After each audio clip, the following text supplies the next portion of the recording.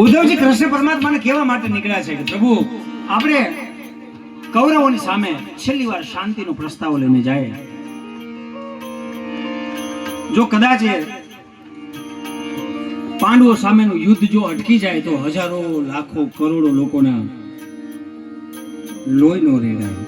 અને એ પ્રસ્તાવ લઈને જતા કૃષ્ણ પરમાત્મા ત્યાંથી નીકળી જાય છે અને તરત જ રથમાં બેસે છે. બે બાજુ માણસોની લાઈન છે, હાથ જોડીને કૃષ્ણ પરમાત્માના દર્શન કરવા માટે ઊભા છે. ત્યાંથી રથ લઈને જાય છે અને સીધા જ પ્રવેશ કરે છે. જ્યાં જો ત્યાં દુર્યોધનની સભા ભરાયેલી છે અને કોઈ રીતે દુર્યોધન માનતો નથી, યુદ્ધ કોઈ રીતે ટળી શકે એવું છે નહીં. ત્યારે અન્ન અને જળનો ત્યાગ કરીને કૃષ્ણ પરમાત્મા બહાર નીકળે છે અને વિદુરજી પોતાનું મંત્રી પદ ત્યાગીને રસ્તામાં ઊભા છે.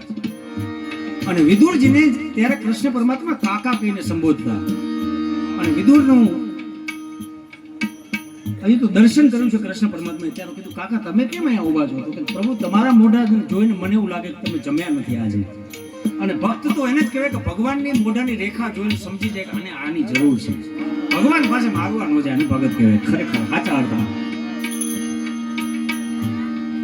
પરમાત્માના ચહેરાની રેખા જોઈ એમાં જે રંગોળી પુરાય છે જોઈને વર્તી જાય છે ભગવાન જમ્યા નથી. ત્યાં તો તરત જ કહે છે પ્રભુ મારા ઘરે જમવા પધારો. અને ત્યાં એ સમયે વિદુરજીની વાત સાંભળીને ઉદ્ધવને કહે છે કે ઉદ્ધવ રથ એ બાજુ લઈ લો. ત્યારે ઉદ્ધવ આખું લિસ્ટ બતાવે છે, પ્રભુ આટલા દિવસથી તમારી રાહ માટે આટલા રાજાઓ આટલી જગ્યાએ તમારા રસ્તામાં પાપણું પાથરીને બેઠા છે, દાસીઓ સાથે ઊભા છે, તમારા રસ્તામાં ફૂલ બિછાવીને ઊભા છે.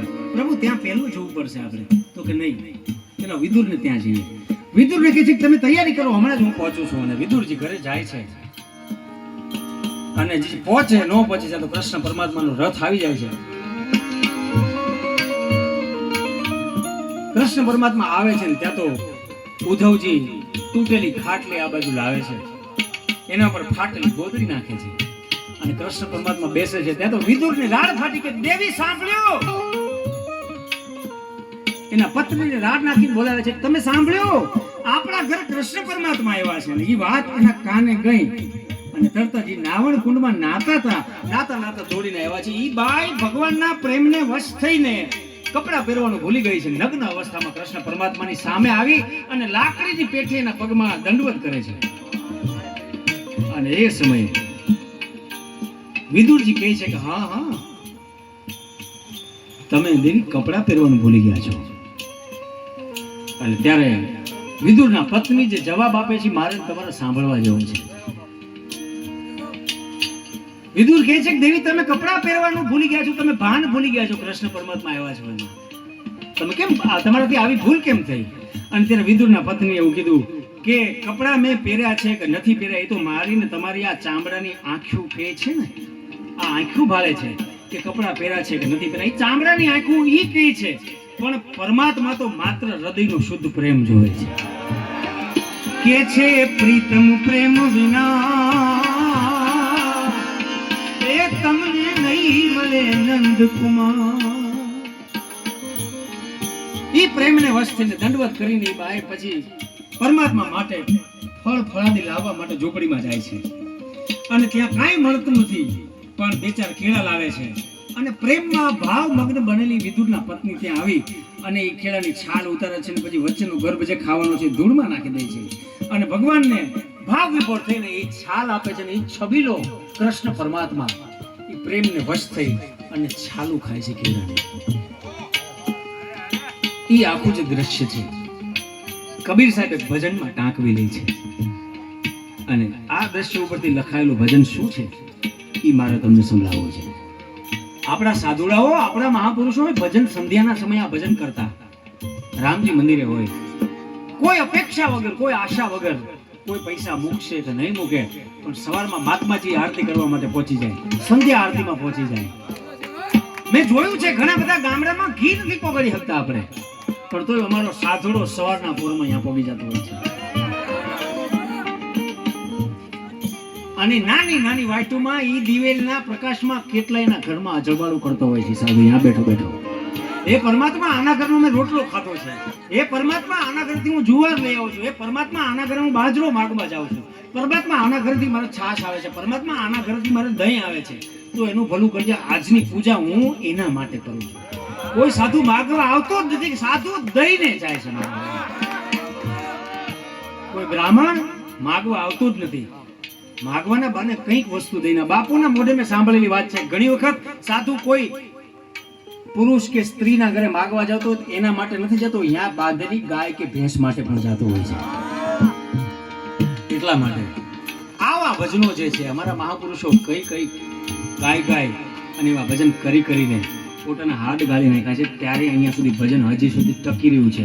બાકી અત્યારનો સમય તમને ખબર જ છે કેવો ટાઈમ છે. પણ એવું ભજન કબીર સાહેબે સંધ્યાનું ભજન મારે અહીંયા ગાવું છે, કેમ કે આ ભજન ગાવાનો ક્યાંય મોકો નથી મળતો. આ ક્યાં વરાળું ઠાલવું એમ થાય, આવી જગ્યાઓ કેટલી. તમે બધા ભજન પ્રેમી બેઠા છો, બાકી મને બધું જ આવડે છે. રણે ચડીએ એટલે ભાથામાં બધા બાણ લઈને અમે નીકળતા હોય. મને ગઝલે આવડે, મને સૂફી આવડે, મેં બધું ગાયું છે, હું ગાતો હોઉં છું. પણ આવા મોકાના આવા કાન ક્યાં ગોતવા જવા મારે? કોઈ જગ્યાઓ હોય છે જ્યાં ભજન કરવા મળે છે.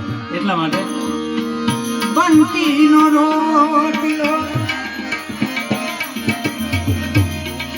તાંજલિયાની ભાજી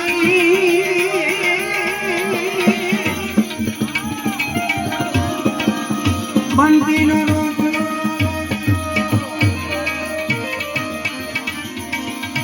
તાંજલિયાની ભાજી રુચિ રુચિ ભોગ લગાઈ હર હર ગોમતી રુચિ રુચિ ભોગ એવો દરજી આલો ને વિદુર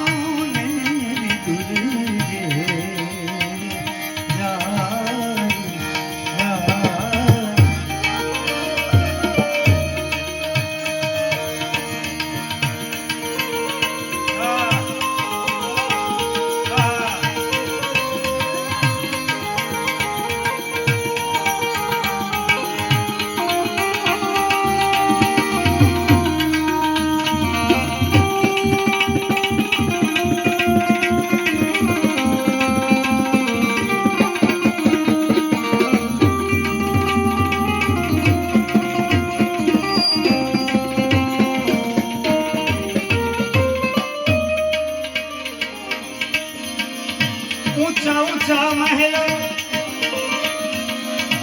दुर्योधन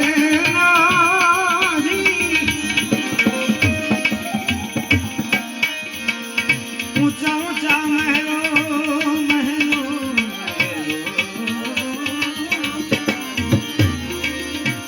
दुर्योधन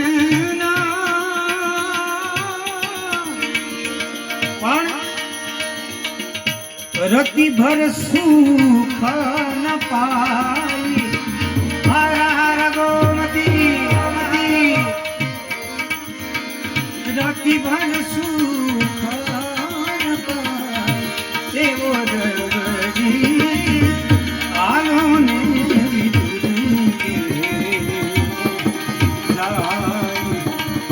आलो ने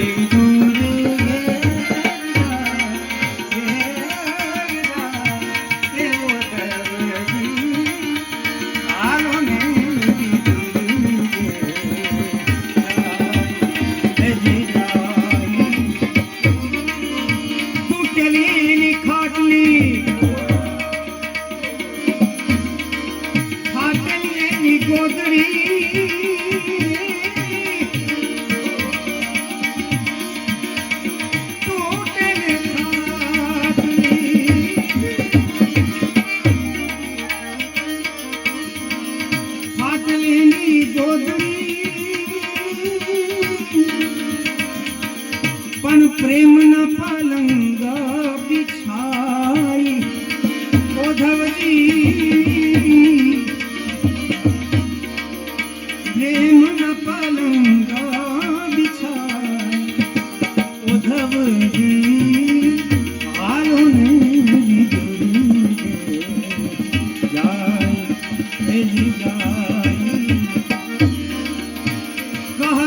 कबीर साहेब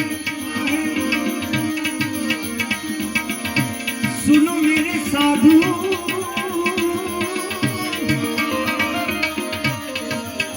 बाबू एक મને વિચાર આવ્યો કે આ કહત કબીર સાહેબ સુનો મેરે સાધુ શું કામ લખે એનું કારણ શું એમ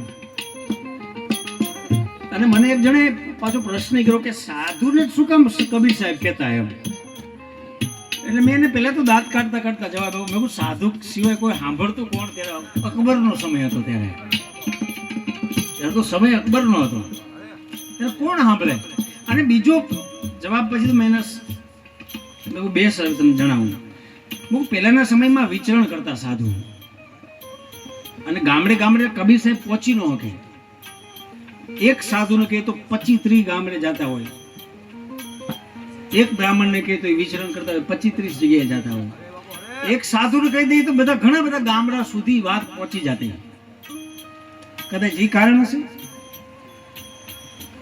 અથવા તો બીજું કારણ હોય સાધુના ઘણા બધા અર્થ થાય ખેર એમાં જાવું નથી પણ આપ સમજદાર છો એટલે કદાચ કહેતા હોય પણ કબીર સાહેબ અદ્ભુત લખે છે કહત કબીર સાહેબ સુનો મેરે સાધુ હવેની કડી મારી નાખેલી છે સાંભળજો कहत कबीर साहेब सुनो मेरे साधु संतो वेचे त्या वेचाई उधव जी आलो ने विदुर गे जाई आलो ने विदुर गे जाई उधव जी आलो ने विदुर गे जाई आलो ने विदुर गे जाई जाई जाई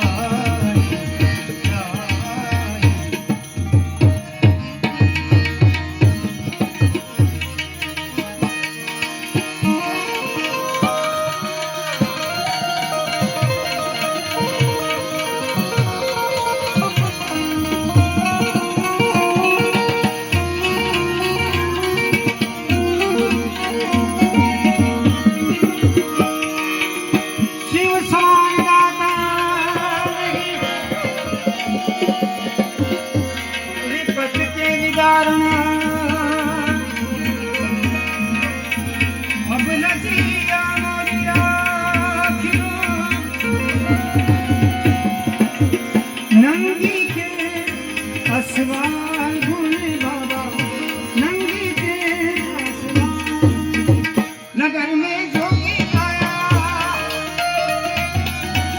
भेद कोई समझ न पाया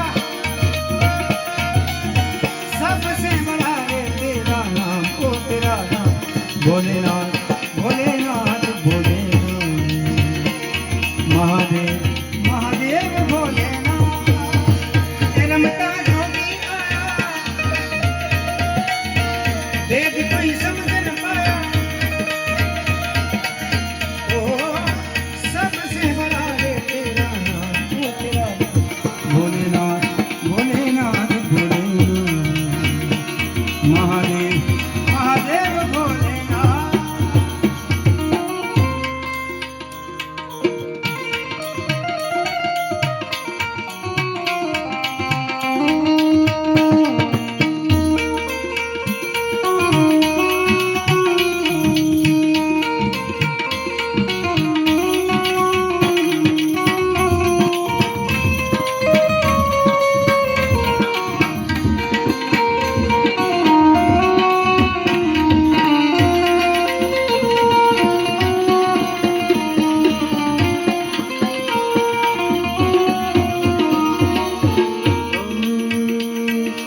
अंग विभूति गले रुंड माला अंग विभूति गले रुंड माला शेष नाग लिखवायो बापो तिलक बाल चंद्रमा नंद घर अलग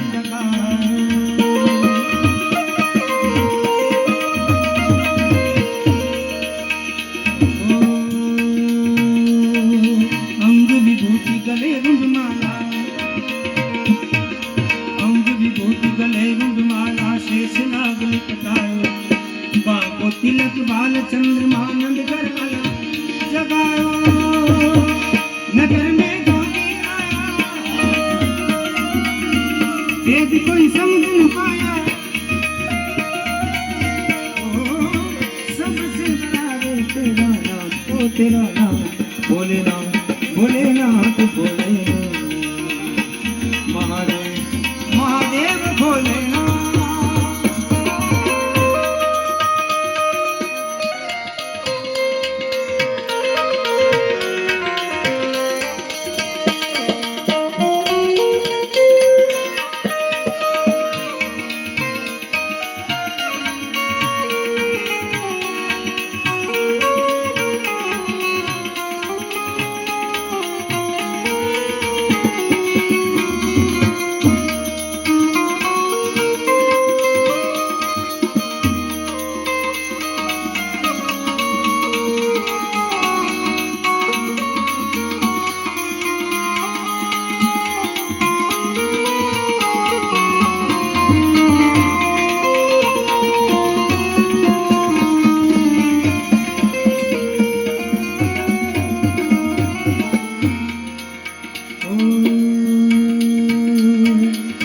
भिक्षा निकली नंदरानी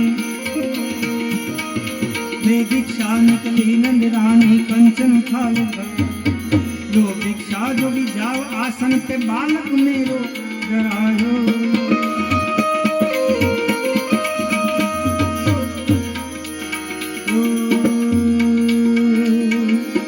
ले भिक्षा निकली नंदरानी ले भिक्षा निकली नंदरानी कंचन थाल धरायो लो भिक्षा जो भी जाओ आसन पे बालक मेरो डरायो नगर में जोगी आया वेद कोई समझ न पाया कि आके अलग अलग अलग अलग अलग आके अलग जगाया ओ सबसे बड़ा रे तेरा नाम ओ तेरा नाम भोलेनाथ भोलेनाथ महादेव